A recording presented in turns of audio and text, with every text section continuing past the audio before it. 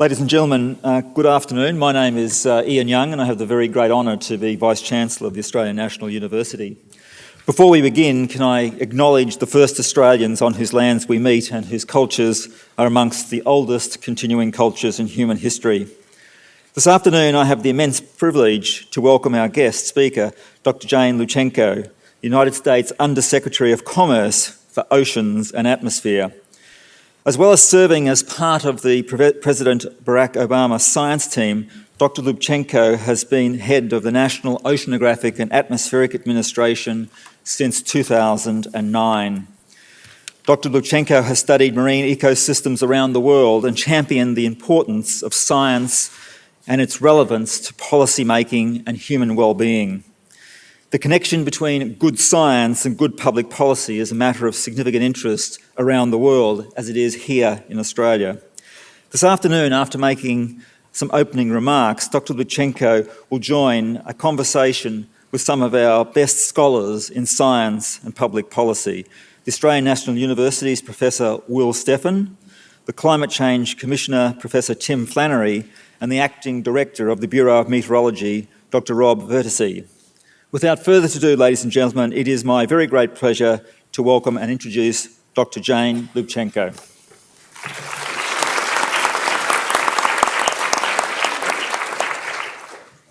Hello, everybody.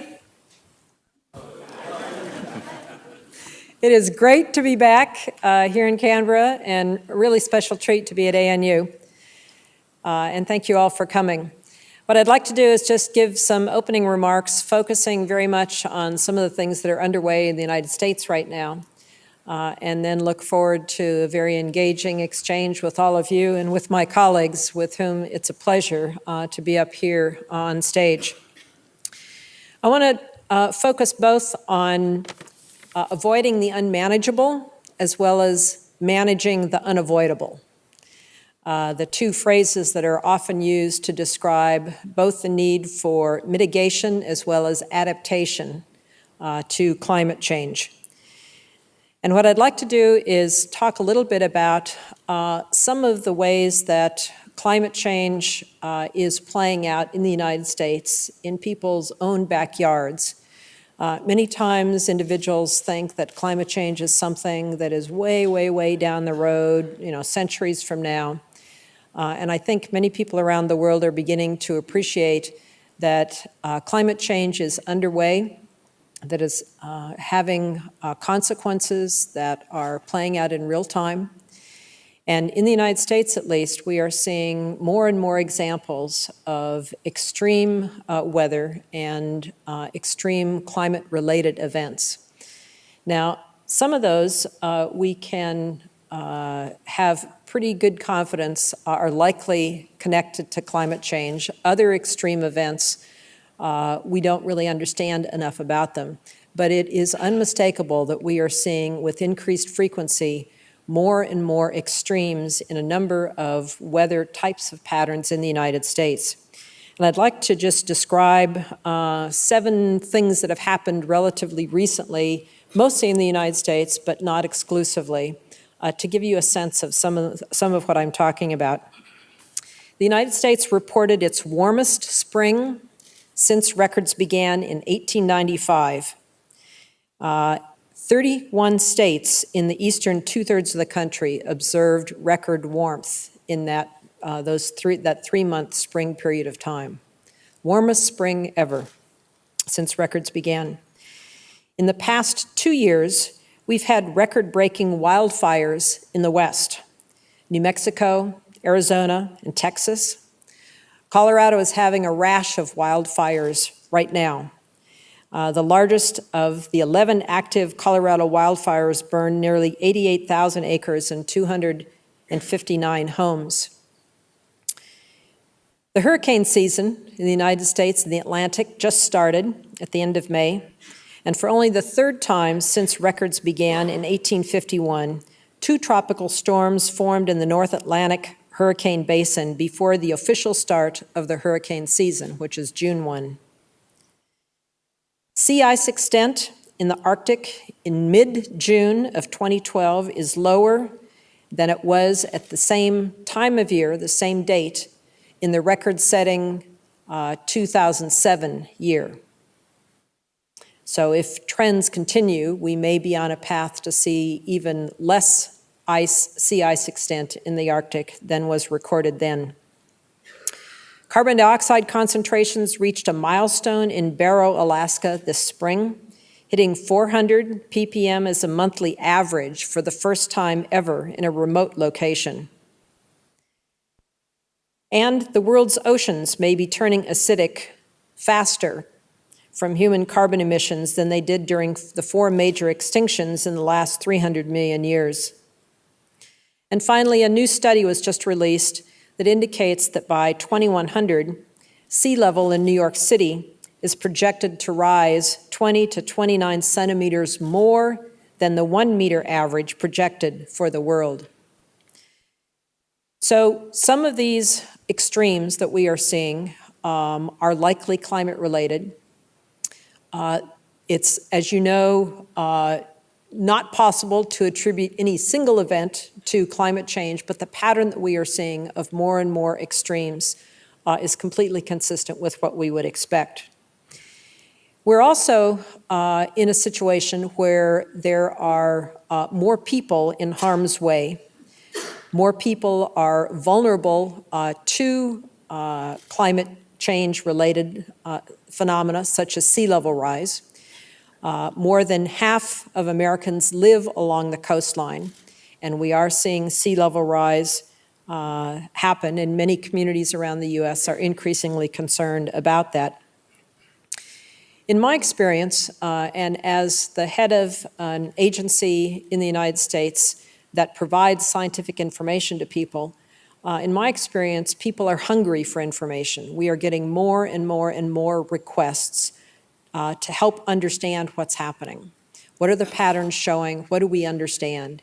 And we're receiving those requests from individual citizens, from businesses, from communities, from many managers, water managers, for example, city planners across all sectors are hungry for information. They know that they need to prepare for the future, and they seek more tailored information. And one of the challenges has been providing information at the spatial and temporal scales that are relevant to decisions that people are making. And so as we increase our ability to provide information at regional scale instead of continental scale, and on the time scale of decades instead of centuries, that's the type of information that is more and more useful.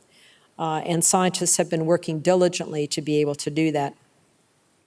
So some of these statistics tell us what we need to know in terms of what's taking place now. And having that be focused on regional and decadal timescales is an area that is actively underway. Clearly, we need to be reducing greenhouse gas emissions as well as prepare to adapt to changes that are already underway. The magnitude of the changes really requires unprecedented levels of coordination, cooperation, and creativity from all sectors. I think we are seeing increasing engagement on the part of industry, on the part of many local communities, government agencies, citizens, non-governmental organizations are all increasingly interested in partnering. One of the things that is underway in the U.S. To help provide this information, both about what's happening, what the big picture is, and what's likely down the road, is a national climate assessment that is required for us to deliver every 4 years. We're in the middle of the next national climate assessment. We will have a draft that will be ready to roll out toward the end of this year. And it focuses on current trends and future efforts. This particular climate assessment has been much broader with much more public participation, and it's our hope that in the greater public participation in this particular scientific assessment, that there will be greater credibility given to the assessment, greater understanding of what it says, and having broader public participation, broader awareness, broader engagement in this issue, I think will lead very beneficially to more active opportunities to address climate change. This particular climate assessment focuses on sectors and regions, and it's that level of granularity that is much more relevant to decision makers. Another thing that's underway that you may be interested in is an interagency effort around climate adaptation. We have an interagency climate adaptation task force that works across U.S. government to coalesce information and provide it to many regions and to local communities. And in going around the United States and talking to local communities, it's pretty clear that many of them are light years ahead of the federal government as a whole in understanding the very real consequences and in moving actively to prepare to adapt to, for example, sea level rise or other types of different changes in water availability, whether it's more droughts, more floods, or heat waves. Communities are taking this very seriously. The task force has identified 5 key areas of adaptation, integrating adaptation into federal planning, and so all federal agencies are now required to prepare plans for how their activities are going to change as climate change plays out. Building resilience to communities is a second. Improving accessibility and coordination of science for decision making. Developing strategies to safeguard natural resources in a changing climate. For example, how do we manage fisheries in light of the expectation that climate is going to continue to change and that the oceans will become more acidic? And finally, enhancing efforts to lead and support international adaptation.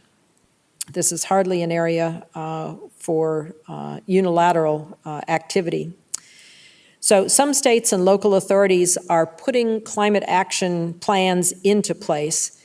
And I mentioned 2 sea level rise activities as of particular focus. Let me just tell you briefly about 2 of those. One in southeast Florida, counties are working together to tackle sea level rise, looking at ways to protect underground aquifers from invasion by salty ocean water, raising coastal seabeds and installing pumps on some canals to deal with backups during high tide or torrential rains. Another example is in New York City. NOAA data are being used by the New York City Panel on Climate Change to plan and prepare for sea level rise and flooding caused by coastal storms. The New York City Department of Environmental Protection is raising their pumps at the Rockaway wastewater treatment plant from 25 feet below existing sea level to 14 feet above existing sea level in anticipation of continued sea level rise. So these are just a few things that are underway in terms of what we are seeing and some of the activities that are beginning to increase awareness about climate change.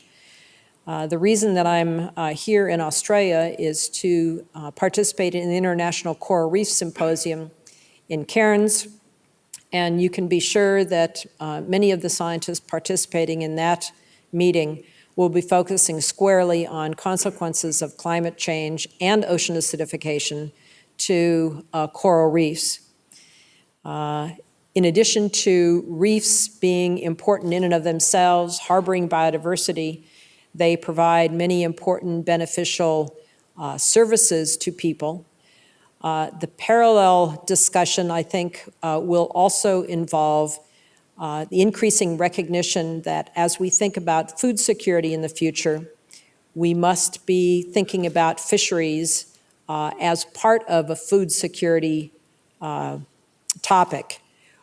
Because over 2.5 billion people depend on seafood for their sole or primary source of protein, seafood really has to be considered in light of climate change and ocean acidification as a very important area with respect to food security. I think we are no longer at a point where we're questioning whether climate change is happening, although some continue to, and the focus really is on what should we be doing to both avoid the unmanageable by reducing emissions, as well as manage the unavoidable by focusing on adaptation. And with those brief introductory remarks, just to tell you a little bit about what's in play around the U.S., I very much look forward to engaging with my colleagues in a discussion about some of the activities underway here in Australia as well as internationally. I hope you appreciate the stellar individuals and spectacular climate expertise that is represented by the three gentlemen that I'm sharing the dais with. And they have great knowledge and expertise in not only science, but science and policy and communication. So, gentlemen, it's your turn.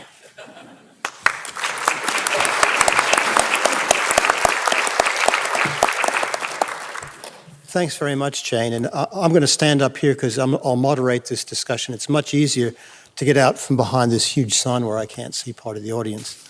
What we're going to do now is to ask our colleagues on the panel first to make a few remarks, and then we'll open it up pretty quickly. So I'm sure there are a lot of questions from you out there, and we'd like to get you involved as fast as we can. I'll only make one comment. I really appreciated the first part of Jane's talk, because in the news down here, we get snippets of the fires in Colorado. And I happened to be in the U.S. in March this year and experienced temperatures way, way above normal. So it was good to see the actual observations that show that indeed this was the warmest spring on record in the U.S. And for us here in Australia, over the past week, we've been inundated in the news with, obviously, the carbon price, which has come into effect, and all the economics surrounding that. So I think Jane's talk was an excellent way to remind us of why we're actually doing this, is that the risks of climate change are indeed very significant. And in fact, they're not something for the future. We're starting to see them in a very serious way now. So I think that was a very, very nice reminder of the need for why we need to take action. So with that, I'd first like to call on Tim Flannery to make a few comments. Great, thank you. I'll do it from my seat here, Will, to save some time. Look, I just want to thank Dr Lubchenco for giving us such an insightful and precise overview of some of the major trends in climate, particularly in the North American region. And it just brings home very clearly to us, I think, that those issues that we've worried about for years, such as the contraction of the Arctic ice cap, acidification of the oceans, and changing frequency of extreme weather events, sea level rise and so forth, are very much playing out as the science has projected 20 or more years ago. So these are still live issues that are with us. They should be acting as a spur to us to do exactly what Dr Lubchenco said we need to do, which is make sure that we adapt to the unavoidable and make sure we reduce emissions so we don't get to the point of having unmanageable changes in the climate system. So very much hangs on that when you think about the nature of our global civilization now and the links that exist between people globally and the need for a strong economy and strong environment to keep that global civilization alive and working. I think you can see that's what's really at stake. We could end up having a breakdown and in that global civilization and people basically coming into conflict with each other for some of the basics in a world of declining resources. We can avoid that. We know we can. We know the actions we need to take. What we need is the political will to work together on that global basis to avoid the unmanageable. So thank you. Okay, Rob. Okay. Thanks. Oh, am I on or off? Hello? Yeah, you should. Yeah, now I'm on. Okay, thanks, Will. And thank you very much, Dr Lubchenco, for that great opening. I often reflect on the gravity of the Anthropocene, this era that we're in, where for the first time in the geologic record, the pervasive footprint of humanity is now bedded down, literally, in the geologic record. I've been reflecting a little bit on ice ages and the dynamics that occur between the depth of an ice age and the height of an interglacial. You know, the Earth's average temperature only decreases or changes 5 to 6 degrees between an interglacial and a glacial. And already we've changed, and since the Industrial Revolution, a degree, and probably have a further degree locked in, which will manifest by the middle of the century. That's a fair way into the profound rate of process change that occurs in the change from an interglacial to a glacial. So this is a pretty remarkable set of events that we have unfolding. Dr Lubchenco made some remarks about ocean acidification. We've increased the acidity of our oceans now 30%, and trending now to about 150% by the end of this century, unless there is a major change in the amount of emissions, CO2 emissions. So pretty remarkable events that behove us all, I think, now, particularly those of us in the scientific community that have to communicate with our fellow citizens the import of these changes so that we can get, hopefully, some good public policy intervention in the future to try and arrest these serious changes. Thanks. Okay, thanks very much, Rob. Now we're going to open it up to the audience. There are a couple of people with microphones who are going to bring them to you, so please wait until the microphone gets to you so everyone can hear your question. And also, before you pose your question, please state who you are and your affiliation. And to get as many questions as possible, please try to keep them brief and to the point. So who would like to kick off? Yes, just down the front here. Rod Holsgrove. I'm with the environment NGO Humane Society International in Australia, and I just wanted to pose to the panel the issue of how current weather events, climate events, affect perception. And Dr. Lubchenco, you referred to the extreme weather events we're now seeing in the United States, and I would hope that perhaps you will be speaking to members of both the government and opposition in Australia. I often think that citizens really look at their immediate weather, and so we find in Australia that I'll keep you must be quicker, but they notice that the changes, but they're not aware of what's happening elsewhere in the world, and I don't know to what extent is, so that what's happening in the US may not be really resonating here in Australia, and of course we've had a wet, cooler time. Can you get to your question, please? My question is, to what extent do you think that panel thinks that current weather affects people's perception of what climate change is, and how can we bring in what broader global weather events are having to increase public understanding? I think because it's happening right around the globe. Okay, thanks for that. Okay. I think that for far too long, climate change was a very nebulous concept to many people. It was something far off and it's going to affect maybe polar bears someplace, way down the road and in some far place. And what we have seen in the United States is that because we are seeing more and more extreme weather events, I think many people's attitudes are beginning to change. Now, we know that not all of those are climate related, but the public doesn't really focus on those nuances. They're just seeing more weird, extreme stuff. And, the scientists have, the climate models, and what many scientists have been saying for a long time is that we are likely to see more heat waves, for example. And we are certainly seeing that in spades in the United States for the last couple of years. And not only heat waves, but the drought that is often one of the underlying causes of many of the wildfires that we are seeing. So people's perceptions in the United States, at least, are in many cases beginning to change as they experience something firsthand that they at least think is directly attributable to climate change. Okay, thanks. Question up the back here. Rochelle Christian from the Department of Climate Change and Energy Efficiency. I just wonder if Jane in particular could comment on what the role of government in climate change adaptation is or should be.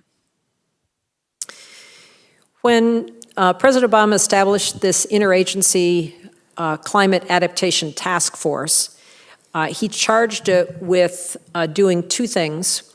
One, having the federal agencies have better ways of coordinating, working together, trading information, and preparing to adapt whatever their activities are. For example, the Navy is very concerned about sea level rise. And many of its bases are already being affected by sea level rise. So having information traded across federal agencies and acting on that information is sort of part one.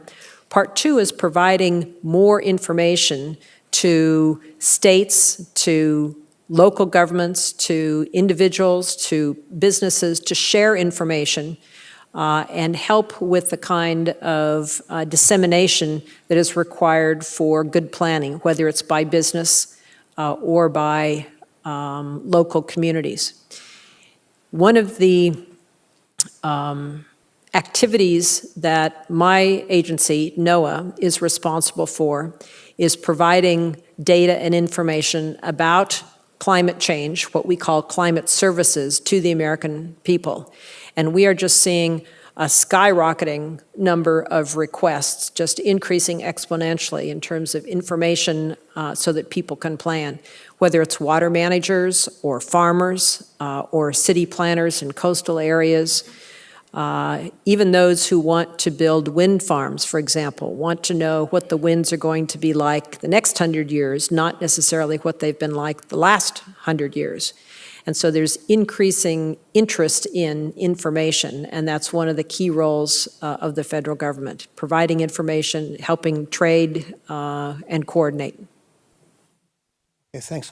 Rob, did you want to add anything on that from the Bureau's perspective on climate services? Yeah, thanks, Will. In fact, I've just come back from Geneva and the World Meteorological Organisation, where there's a lot of international attention now being put into the idea of developing harmonised climate services around the world. It's going to be particularly important, particularly in those countries that don't have well-developed meteorological agencies and climate services. Often they will be the ones that are quite vulnerable to change and will struggle most, I suppose, to develop adaptation strategies. So climate services, I think, are going to be a really critical requirement for humanity to help monitor the situation and provide an evidence base upon which governments can develop those mitigation strategies. Okay. We have one more question, I think, up the back there. Thank you. Lorraine Van Kerkhoff from the Fenner School here at the ANU. I'd like to follow on. In some respects, my question has partly been answered, but I wanted to broaden it out a little bit. Many commentators are now recognising that the science is necessary but not sufficient for the kind of social change that we are requiring or needing for addressing climate change in both adaptation and mitigation. And I was just wondering whether to get some comments from Dr Lubchenco and the panel about how you see this role of science evolving, and is science adapting and responding to that, in your view, adequately, as well as, demanding the adaptations and responses from others? So I think you, when you said that, I believe that a key role of science is to inform. It doesn't dictate, it doesn't tell society what to do. It provides information so that the society can act. And policymakers, in my view, should be taking scientific information into account when they make their decisions. But there are a lot of different options for policymakers or managers. Those options should be informed by the science, but it doesn't necessarily tell you how to factor in areas, equity or economics or other things that policymakers need to take into account. So the role of science is key. For it to be effective in informing policy, it needs to be understandable, it needs to be credible, it needs to be relevant to the decisions that are being made.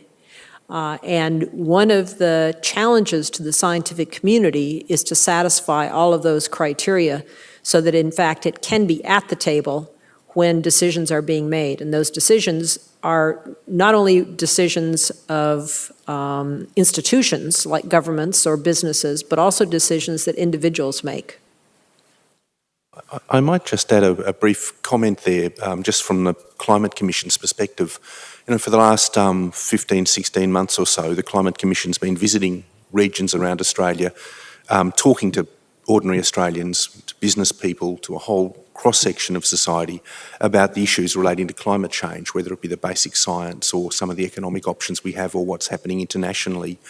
And we find that there's a great thirst for that sort of information at the community level, but that the particular interest or focus groups have can vary quite understandably. So when we go into regional Australia, to some of the country towns, there's a very keen interest on the clean energy aspects of this, addressing climate change, because those small communities can see real benefits for themselves. I was in Bathurst recently, a middle-sized country town in New South Wales, for Dr Lubchenco, and the mayor there pointed out that that community spends $50 million a year on electricity and on liquid fuels, which is all lost, that money's lost to the local economy. But there's no reason why some of that electricity couldn't be generated locally, as well as some of the liquid fuels, perhaps from biofuels. So as communities come to terms with the science and the options available to them, I think it is fundamentally changing the thinking of some groups. Right, we have a question now over on this side. Whoever's got the microphone. Go friend, I'm an independent scientist and an environmentalist of 35 years standing, and I'm particularly concerned, two small points, about only the Stern report from the UK, which came out a few years ago, and in having a look at the Stern report, I noticed that only one paragraph was given over to carbon-based compounds that are highly aromatic volatiles, which are known to include a range of cumulative toxins which come from oil-based, petroleum-based burning of fuels, primarily, but also from certain plants, coincidentally. But the fact is that these cumulative toxins are having a terrible impact on the soil biota. They're actually tearing apart the biodiversity of our soils. And I wondered how you might, or have you given time to redress the oversights of the Stern report in America, taking into account what one of your leading scientists in 1991 did as a very good example. A guy called Lipchik went to Europe to translate a document called Environmental Narcotics from the German to the English. Okay, can you get to the question then straight away? So this is an example of a group of compounds called environmental narcotics that have never been dealt with by the American government, and yet it's all translated, it's all available information in science, but no one's given any credence to it other than a very loose paragraph in the Stern report. Okay, so is that your question then? And So Look, I can simply say I don't really know much about that topic. I'm sorry, so I can't be very helpful here. But the Stern report's totally obsessed with carbon dioxide at the expense of all these incredibly important I understand chemicals. what you're saying. I just don't know much about the particular topic that you're asking about. Okay, let's go on to the next question. The gentleman up here. My name's Robert Howell. I'm from Quakers Australia. My question is about the Obama government's attitudes to the major companies and organisations that are causing climate change and related issues. Because it seems to me that while it's very gratifying to hear what's happening at the local and other levels, that at the national level there is real division, and that while we have companies like Google and Ford who recognise and are doing something about it, sectors like the oil and gas sectors are not.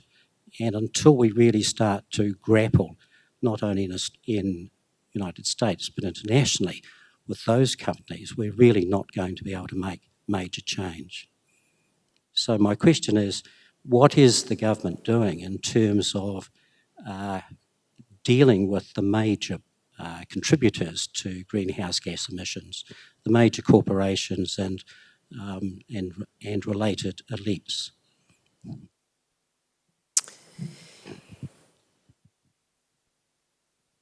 I think one of the things that the Obama administration has been doing that is relevant to your question is investing significant amounts in research to make renewables more economically feasible and to tackle some of the big technological challenges.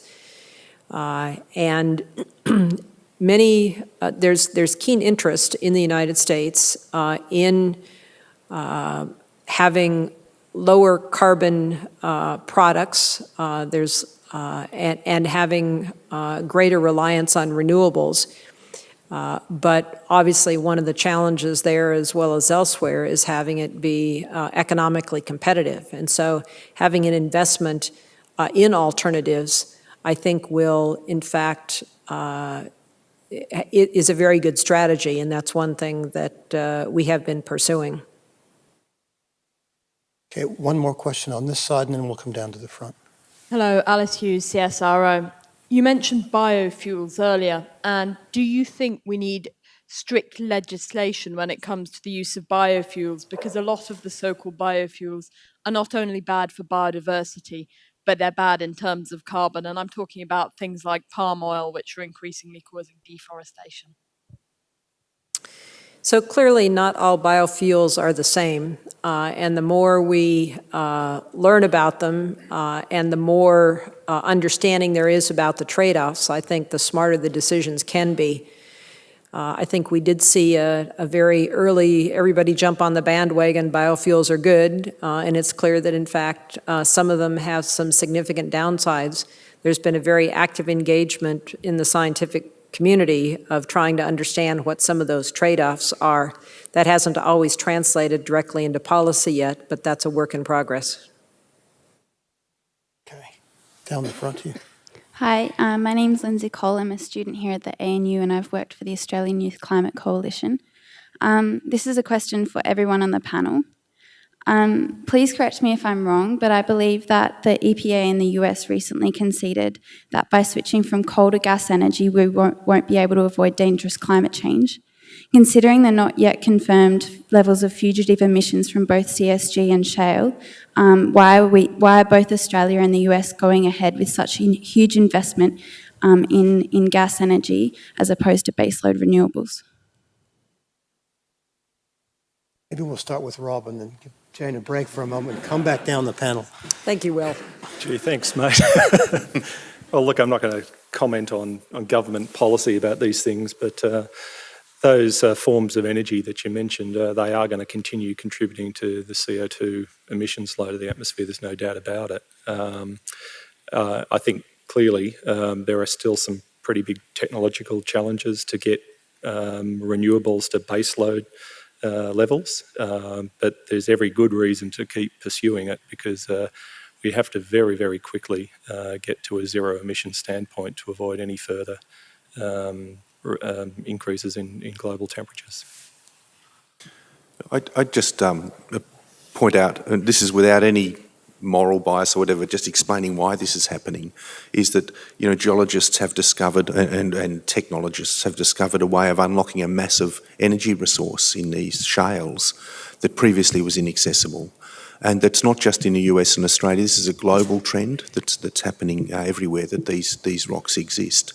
And in the US particularly, it's a very, very cheap form of energy. So what tends to be happening, and you can correct me, Jane, if I'm wrong, but I understand there's a fairly rapid switching of fuels from coal now to gas for electricity generation, particularly in the US. Now, it won't help us, it won't entirely get us to avoid dangerous climate change. And as you said, there's risks all around this. There's risks of fugitive emissions and so forth.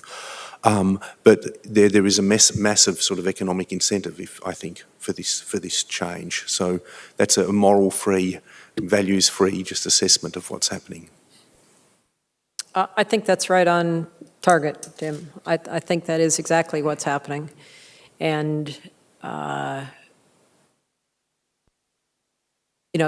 that's one reason why I think bringing down the price of renewables is really, really important, because that's what it's really going to take to make it economically feasible, as well as having, price is what's driving a lot of this. Okay, we've got one more down the front, and then we're going to go right up to the top after that. Yes. Hi, Sam Cardwell from Australian Associated Press. There's a lot of focus in the debate about rising temperatures or rising sea levels. You did touch briefly on ocean acidification. I was just wondering if the panel could expand on that. What are the consequences of ocean acidification going out of control for the planet? And maybe just secondly, given that there are other effects of greenhouse gas pollution rather than just climatic effects, do you think words like climate change or global warming are appropriate for this issue, given that there are other effects as well?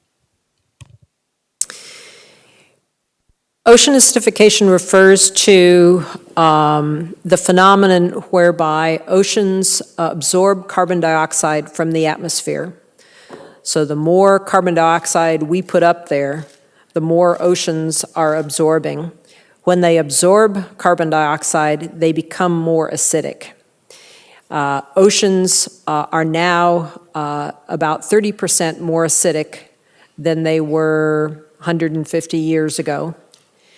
And that trend is continuing. As oceans become more acidic, it affects many plants and animals in the ocean in a number of different ways. One of the more obvious is any plants or animals that have hard parts made of calcium carbonate or chalk. So oysters, mussels, barnacles, clams, but also corals, some microscopic plants, as well as very small animals, and things like lobsters and crabs. Their ability to make those shells or skeletons is harder under the changing ocean that we're seeing. And many of their hard parts dissolve more quickly in more acidic seawater. So one of the very real consequences that is being documented is increasing difficulty of many of the plants and animals of the sea in making their skeletons or their shells. We don't completely understand what the consequences of that are going to be. This is still a relatively new area. It's not likely to be very good. Some of the research shows that some organisms do benefit with increasing acidity, but most do not. One animal that has been studied is a little tiny snail that's about the size of a lentil bean. Its scientific name is pteropod. They're little animals in the ocean that are very important as a food source for many fish. Salmon, for example, many mackerel depend on pteropods. And they have a shell that is very important to their ability to survive. And those shells dissolve very rapidly in increasingly acidic waters. And so there are likely very many consequences of ocean acidification that might start lower in the food chain, but affect things higher up in the food chain. And we don't understand all those dynamics yet. It's a very active area in investigation. There's a lot of very real concern about impacts of ocean acidification on coral reefs. And some simulation experiments that have created what we think are likely to be the chemical composition and level of acidity in oceans that we expect by the end of this century would result in corals not being able to make their hard parts at all. So when you consider, spectacular places like the Great Barrier Reef, it's corals that are really the skeleton, the structure around which so many other plants and animals make their homes. And so coral reefs without corals with hard parts are going to be very, very different type of ecosystem. So there are likely very real consequences of ocean acidification to fisheries, to biodiversity, to many of the services provided by oceans that we don't completely understand. One of the challenges with ocean acidification is that the carbon dioxide that we have already put up in the atmosphere will continue to be absorbed by oceans for quite a long time. So there's a long time lag in the system, and it's going to continue to become more acidic for quite some time. That makes it doubly urgent that we reduce carbon emissions as quickly as possible, but we also need to prepare to adapt to oceans that are going to be more acidic in the future than they are now. There are other consequences to oceans. Sea level rise is certainly one of them. Oceans are becoming warmer every place around the world. That's doing things like causing reefs to bleach, corals to bleach, but it also is stressing many other plants and animals globally. Warmer waters hold less oxygen, and so we are seeing more areas of the ocean that are lower in oxygen than before as a result of climate change. They're becoming saltier. We're seeing stronger winds, stronger coastal upwelling, and higher wave heights.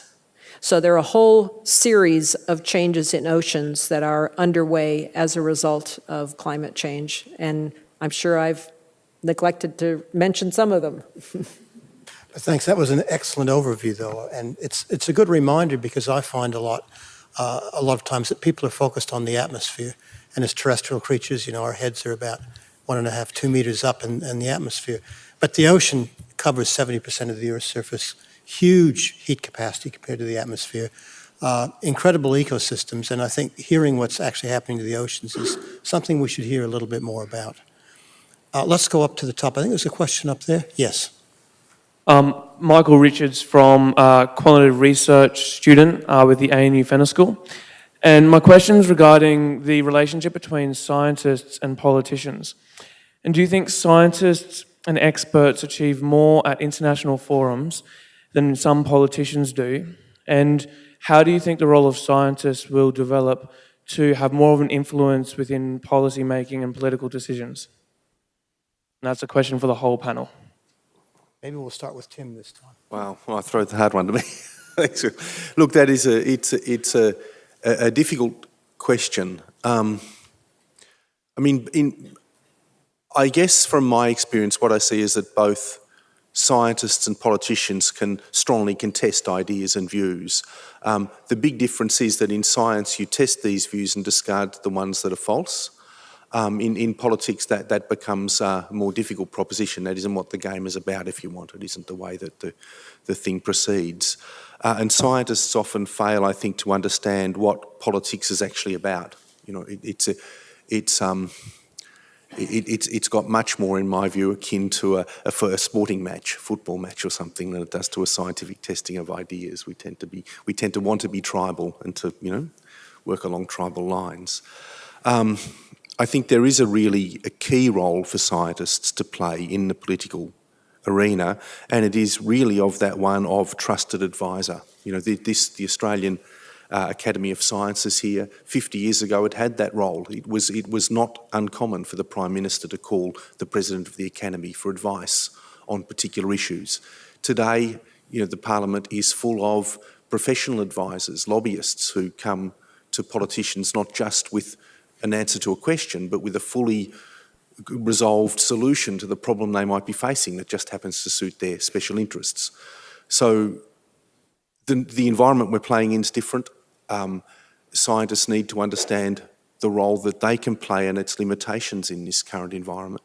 But nevertheless, I think it's an absolutely key thing that scientists do become involved and develop the capacity to give that frank and fearless advice, if you want, that trusted advice. Rob, did you want to add anything? Yeah, sure. I suppose the efficacy is a little different. Certainly the scientific community is a lot more aligned, I suppose, with views on what's going on and what's ahead. We've got it a hell of a lot easier, of course. We're dealing with plain facts most of the time, and while there isn't 100% agreement, I think ultimately disagreements are readily resolved through the peer review process and the acquisition of further information. Politicians, of course, are trading off very difficult things all the time. They're taking into consideration a whole range of views and preferences and values of citizens, so they do have it a hell of a lot harder. I, for one, would like to actually see a stronger role of scientists and engineers in public affairs in this nation. If you go to a place like China or Korea, in fact, you see far more integration of scientific communities in the public policy process. I'd like to see us get back to a stage where perhaps our scientific institutions are a little more at the ready to assist. Okay, Jane. I want to build on what both Rob and Tim have said by focusing on an area where I think scientists can improve significantly, and that is to be able to communicate what they know in ways that are understandable and relevant to decisions that are being made. And I think when we train students, either as undergraduates or as graduate students, we typically in science teach them the language of science, which is very technical, it's very precise, it's full of jargon terms, and despite what some social scientists have suggested, that jargon is designed to keep others out, I actually think that the jargon in many cases reflects the important nuances that are important in making progress.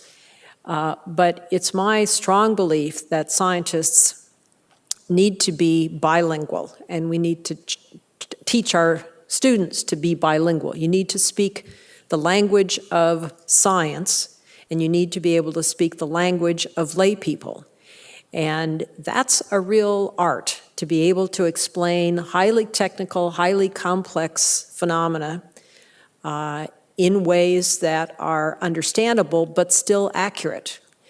And a lot of that jargon, a lot of those nuances are very real. They mean something important, and to be able to distill something into something that is simpler to understand but still accurate is not always an easy thing to do. So I would urge either students or faculty in the audience to do what you can to help think about being able to not only communicate with other scientists, but also communicate with your families, with your neighbors, with your friends, and be able to practice speaking science so that it actually is understandable and relevant and engaging and interesting as much as we scientists think it is. Rob, do you want to add something? Yeah, I just wanted to, Jane stimulated something in me that I think was a really good point, and I think there is good evidence that when scientists do become fine communicators, that we find that our political leaders are actually prepared to work with them. And I mean, these two guys here, I think, are good examples, I suppose, where public leaders are actually looking to science for good information. Peter Cullen was another example in the water domain. Peter was a fantastic communicator. So, Jane, you're totally right. I think we all need to work hard at actually reaching ordinary people, I suppose, with what are often quite complicated messages. Okay, we've got a question down here. Will? Oh, sorry, Tim. So just extremely briefly, I just think absolutely right what you were saying, Jane. What has to happen, I think, within the scientific community is that we reward scientists who try to communicate properly, because at the moment that's just something that isn't taken into account when it comes, in many scientific arenas anyway, to advancement and so forth. One more brief addition here. We're on a roll here. I think what Tim says is right. Many times scientists are rewarded for publishing, for getting grants, but they also need to be rewarded for being willing to communicate science to lay people, to policymakers. And some of the challenges in doing all of those are that scientists are loath to do things like tell stories. They think it's not scientific. And yet, that's what engages people. That's what you remember. And finding the right stories, finding the right analogies, finding the right pictures to communicate are very useful, helpful tools that I think scientists should be more open to using. No analogy is perfect, no metaphor is perfect, but finding ones that help connect the dots for people are really good strategies in learning how to have the science be more accessible. Thanks very much. And before we go to the last question, I'll just add a little bit myself to get into the spirit of things. I was just put on to something I think the Bureau of Meteorology produced recently as a tool for communication to farmers about the complex modes of variability that affect Australian climate. The things we've heard, the jargon, the Indian Ocean Dipole, ENSO, SAM, Southern Annular Mode, and so on. But these were depicted as sheepdogs that were herding clouds in the sky. And they had names like Indy for the Indian Ocean Dipole and SAM and so on. And it really showed how when they work together, they bring rain to Southeast Australia. But when they're going off in their own directions, clouds are just dissipating everywhere. And then it showed that the last couple of decades they've been misbehaving, which I think was a really interesting message. So anyway, communication can be really innovative. And I think that was a Bureau product, which I thought was absolutely fascinating. We just have time for one more. Sorry? I want to correct that. It wasn't a Bureau product. We were involved in advising, but it was the Victorian Department of Primary Industries, and they did a really fine job, I must say. Okay, thanks for correcting that mistake, Rob. One more question from Roger Gifford, and then we'll have to bring it to a close. So I'm Roger Gifford from the National Committee for Earth System Science. I'd be interested to hear the panel reflect on what they think are the likely implications and repercussions in the long term of the outputs and decisions and perhaps non-decisions of the Rio +20 Earth Summit. Start with you, Jane. I think the name Rio +20 led people to have expectations that were unrealistic in terms of what would happen. It wasn't I was not able to attend, but it was, from all accounts, a very vibrant exchange of a lot of good information, a lot of things that are underway, and served as sort of a trading area of ideas and communications and energy. I think at this point in where governments are today with the financial situation that's underway, it really was unrealistic to think that there would be some major new treaties coming out of Rio +20. We didn't see that. There's an agreement that allows ongoing dialogue, ongoing action in some areas. And I think that it was what it was.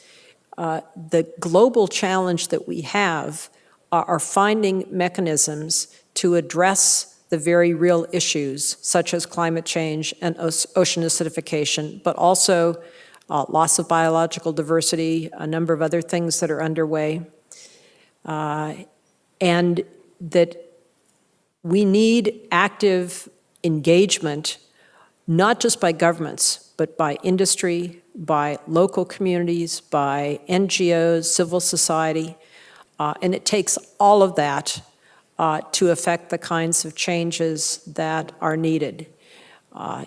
We don't live in a world where only one of those actors is important. They all are important.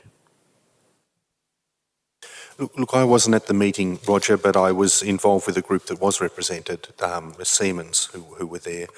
I think we were modestly happy with the outcome. We saw it as one step among many that are being taken now. There's a whole series of international dialogues obviously going on. If I can just take a slightly longer view and say, from Copenhagen to now, I think we have undoubtedly made some very significant progress in dealing with these issues, despite the fact that the meetings I've been involved with, you come away from each one slightly deflated, because you think perhaps we could have achieved more. But taking that longer view, I think that they are important stepping stones towards getting to where we need to go.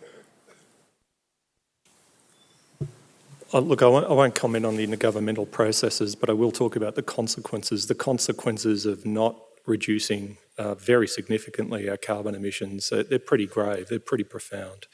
The 2-degree guardrail looks very likely now to be exceeded based on the last couple of years' trajectories of emissions. The consequences for the oceans, sea levels, changing climate patterns, extremes, etc., these are all pretty clear now. So I think they provide a pretty sound evidence base now that should stir us all on, not just those intergovernmental processes, but community behaviours as well, to really get on with the job. Okay, thanks to the panellists and thanks to all of you for a very good set of questions. Now I'd like to call on Tim on behalf of the Climate Commission, the Academy and the ANU to give a vote of thanks to Jane Lubchenco.